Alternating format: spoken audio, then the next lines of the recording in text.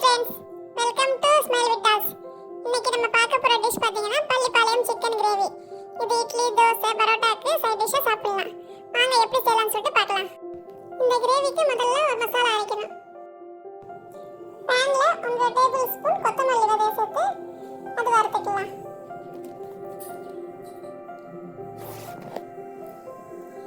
இது நல்லா வறுபட்ட பிறகு இதுல ஒரு 10-15 மிளகாய் இருக்க விதையெல்லாம் நீக்கிட்டு அதை மட்டும் சேர்க்கணும். விதையோட சேர்த்தா இன்னும் காரம் ஜாஸ்தியா இருக்கும்.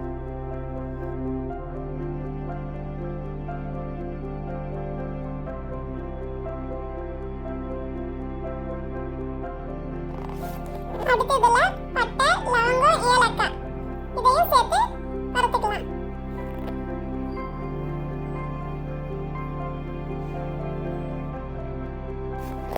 இப்போ இதுல 1 டேபிள் ஸ்பூன் சோம்பு, 1 டேபிள் ஸ்பூன் ஜீரகம், இது ரெண்டுமே சேர்த்து இதையும் நல்லா வறுத்துக்கலாம்.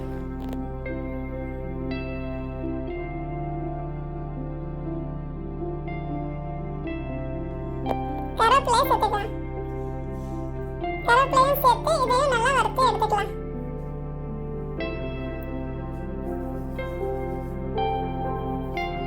இந்த மசாலா வறுத்தாச்சு. இது ஆறின பிறகு மிக்ஸி ஜார்ல போட்டு பவுடர் பண்ணிக்கலாம்.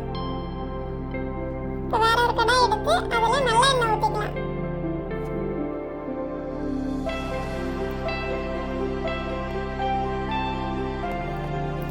எண்ணெய் சூடான உடனே 1/4 ஸ்பூன் கடுகு சேர்த்துக்கலாம்.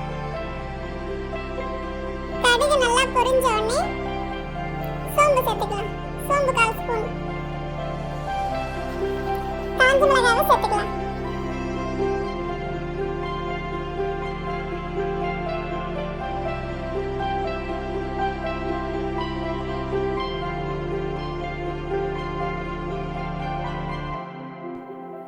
இப்போ கருவேப்பிலையும் சேர்த்துக்கலாம்.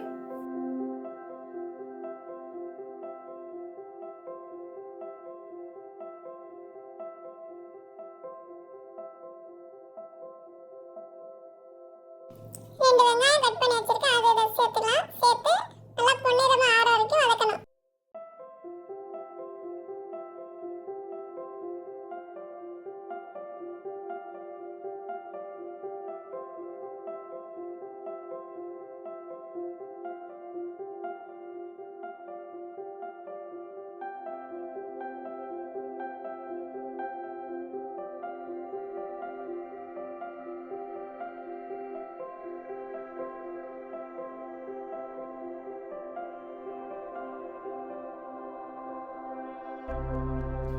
அரை ஸ்பூன் பூண்டு பேஸ்ட், அரை ஸ்பூனோட கொஞ்சம் கம்மியா இஞ்சி பேஸ்ட், இது ரெண்டுமே சேர்த்து நல்லா வதக்கலாம். பச்சை வாசனை போற வரைக்கும் நல்லா வதக்கணும்.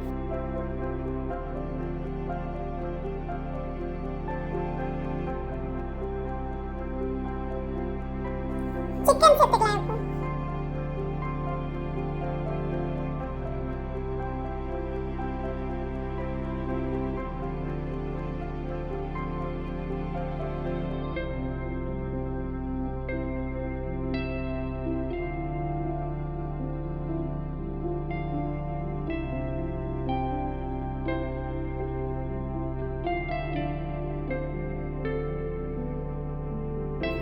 இப்போ தேவையான அளவுக்கு உப்பு சேர்த்துக்கணும்.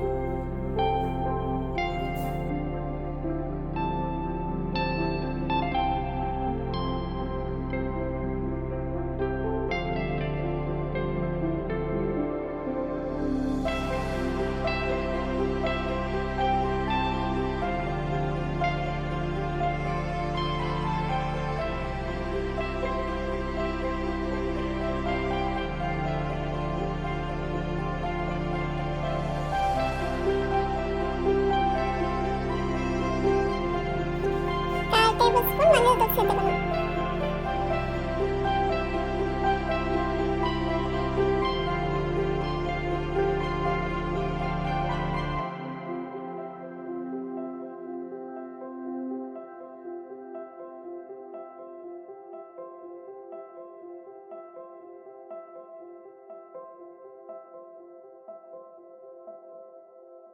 இப்போ வறுத்து அரைச்சு வச்சிருக்க பொடியை அதை கூட சேர்த்துக்கலாம்.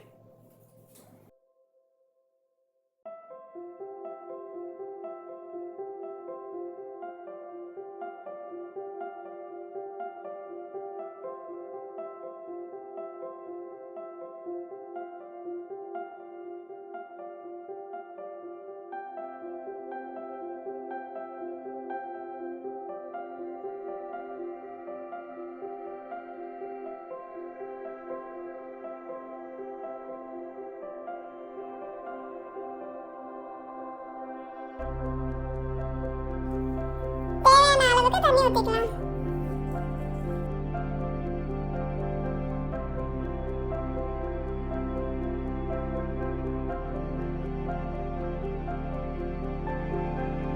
ஒரு 10 நிமிஷம் மூடி வைக்கலாம்.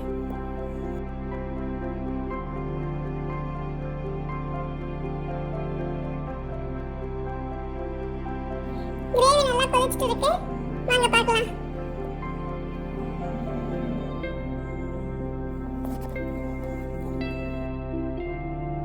இப்போ இது கூட சின்னதா கட் பண்ணி வச்சிருக்க தேங்காவை சேர்த்துக்கலாம்.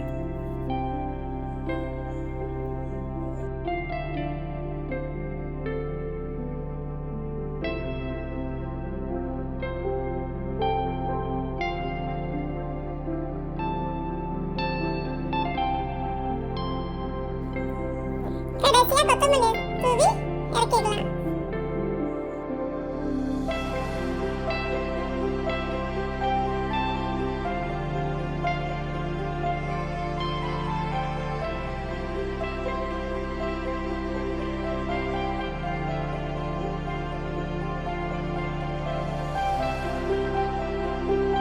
Pallipalayam chicken gravy ready. இதை நாங்க பரோட்டா கூட சாப்பிட போறோம். இந்த வீடியோ பிடிச்சிருந்தா லைக் பண்ணுங்க, ஷேர் பண்ணுங்க friends. Thank you for watching.